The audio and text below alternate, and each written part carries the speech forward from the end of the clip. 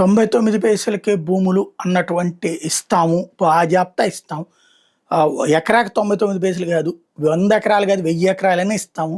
అది దేశంలో ఉన్నటువంటి ప్రముఖ కంపెనీలకు, అంతర్జాతీయ కంపెనీలకు ఇస్తే ఫార్చ్యూన్ 500 కంపెనీలకు ఇస్తాను అన్నటువంటిది లోకేష్ గారు ఓపెన్గా చెప్పుకొచ్చింది. అయితే ఫార్చ్యూన్ 500 కంపెనీలకు ఇవ్వలేదు, మామూలు కంపెనీలకి ఇచ్చినట్టు లూలు మాల్ ఇట్లాంటివన్నీ కూడా. అది పక్కన పెడితే అలాగే ఇప్పుడు వక్ఫ్ భూములు కూడా అట్లా ఇచ్చేయడానికి ప్రయత్నిస్తే, ఇప్పుడు ఈ ప్రభుత్వం అధికారంలోకి వచ్చాక ఏర్పాటైనటువంటి వక్ఫ్ కమిటీ కాబట్టి వాళ్ళు తమ చెప్పిన మాట వింటారనుకుంటే, వాళ్ళు తమ మతస్థుల నుంచి రేపు పొద్దున్న రాబోయే ప్రతిఘటన దృష్టిలో పెట్టుకుని అడ్డం తిరిగిన ఉదంతం తాజాగా చోటు చేసుకుంది.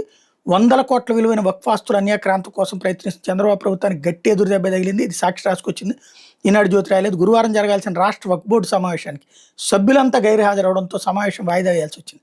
చినకాకాని మల్లాయిపాలెంలోని వక్ఫ్ భూముల అన్యాక్రాంతాన్ని నిరసిస్తూ సభ్యులు తీసుకున్న నిర్ణయంతో సమావేశానికి గైర్హాజరు కావడం వక్ఫ్ బోర్డు చరిత్రలోనే సంచలనంగా మారింది.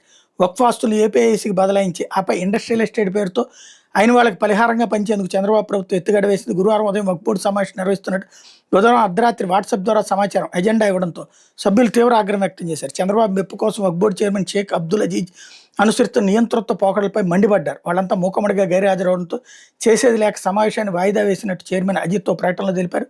ఏపీ రాష్ట్ర వక్ఫ్ బోర్డులోని 13వ సమావేశానికి కొంతమంది సభ్యులు అత్యవసర పరిస్థితుల కారణంగా హాజరు కాలేకపోయినా అందరూ ఉన్నప్పుడే సమావేశం నిర్వహించాలని నిర్ణయం తీసుకున్నట్టు చెప్పుకొచ్చారు.